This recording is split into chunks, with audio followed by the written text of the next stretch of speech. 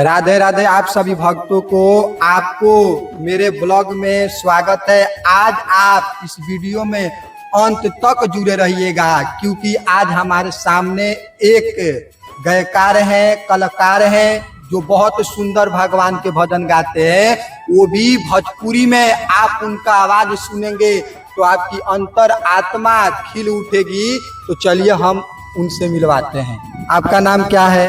रामचरित्र यादव। ये आप कोई बढ़िया सा भक्ति वाला भजन सुनाइए, वो भी भोजपुरी में। खास दास हउआ करुणा निधान के, खास दास हउआ करुणा निधान के, कहिया दर्शन करइब भगवान के। खास दास हउआ करुणा निधान के, कहिया दर्शन करइब भगवान के। तहरा बतिया के जानतावे के ना, धावल गिरी लेके अइल जैसे गेना। तहरा बतिया के जानतावे के ना, धावल गिरी लेके अइल जैसे गेना। तू बचौले रहल लक्ष्मण के प्राण के, तू बचौले रहल लक्ष्मण के प्राण के, कहिया दर्शन करइब भगवान के। खास दास हउआ करुणा निधान के, कहिया दर्शन करइब भगवान के। इन्होंने बहुत सुंदर भजन गाया, वो भी भक्ति पर। जो हनुमान जी राम जी के सबसे श्रेष्ठ और उत्तम भक्त है, उनके ऊपर इन्होंने इतना सुंदर भजन गाया कि दिल खुश हो गया सुनकर। अब दूसरा हम इनसे गीत सुनते हैं। देखिए, आप उस गीत को गाइए जब राम जी मिथिला में गए थे तब सखियों ने गाया था। उसे भोजपुरी में ऐसे गाइए कि दर्शक को बहुत अच्छा लगे। सखी कंचन थरियावा सजावेली, सखी कंचन थरियावा सजावेली, श्री राम जी के आरती उतारेली, श्री राम जी के आरती उतारेली।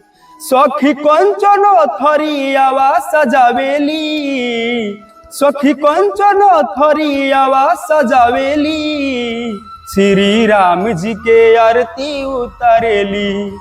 देख टोला महला बोलावता, देख टोला महला बोलावता, अरे जहाँ प्रभु जी के चर्चा सुनावल जाता, अरे प्रभु जी के चर्चा सुनावल जाता। सखी प्रेमवा से हरि गुण गावेली, सखी प्रेमवा से हरि गुण गावेली, श्री राम जी के आरती उतारेली, श्री राम जी के आरती उतारेली। इन्होंने ये भी गीत बहुत सुंदर गाया। जब राम जी मिथिला में गए थे तब सखियों ने ये गीत राम जी के लिए गाया था।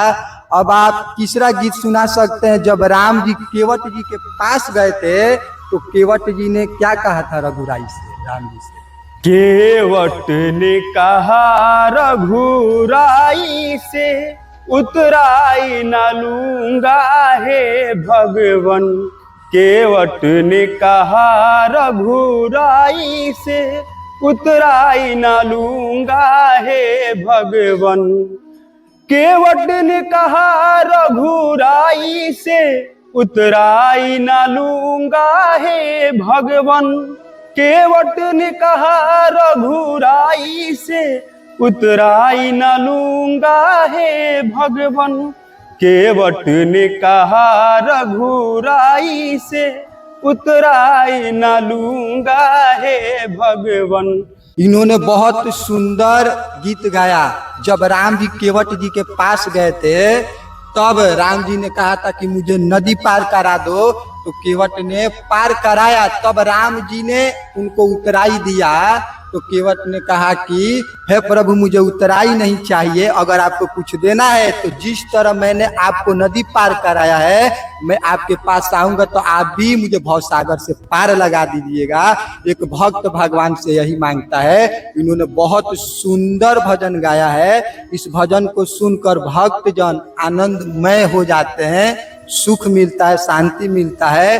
तो ऐसे गायकारों को मौका मिलना चाहिए कि समाज में भगवान का भजन गाए, ना कि अश्लीलता गाए।